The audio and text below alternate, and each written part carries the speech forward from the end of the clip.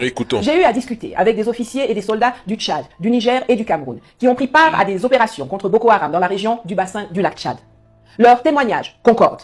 À plusieurs occasions, quand ils ont repris des bastions de Boko Haram, les otages libérés leur ont confirmé que des hélicoptères atterrissaient dans des aires préparées pour fournir des armes et de la logistique aux terroristes. Un avion français qui volait plus haut donnait carrément des directives aux Boko Haram qui ont réussi à encercler et à tuer la moitié des soldats qui composaient l'unité spéciale venue les combattre.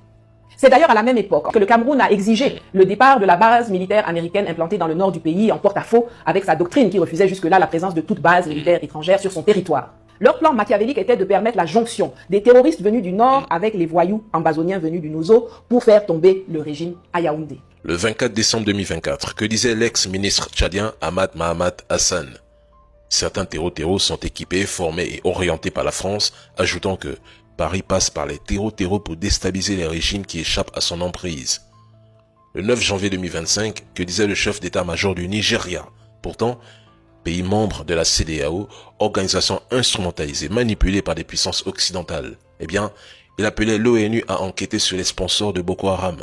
Selon lui, les terreaux aux groupes armés qui sévissent actuellement en Afrique, en prenant le cas de Boko Haram, sont financés depuis l'extérieur.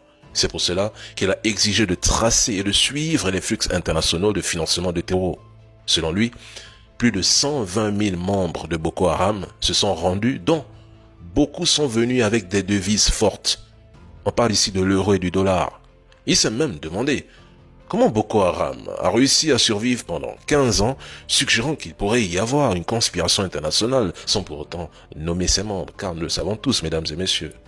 Dès que tu dis la vérité à haute intelligible voix, le lendemain ils te finissent. Les Africains encore endormis devraient comprendre que l'élite française, américaine et leurs bases militaires présentes chez nous en Afrique ne sont pas là pour la sécurité des populations ou pour le développement de l'Afrique.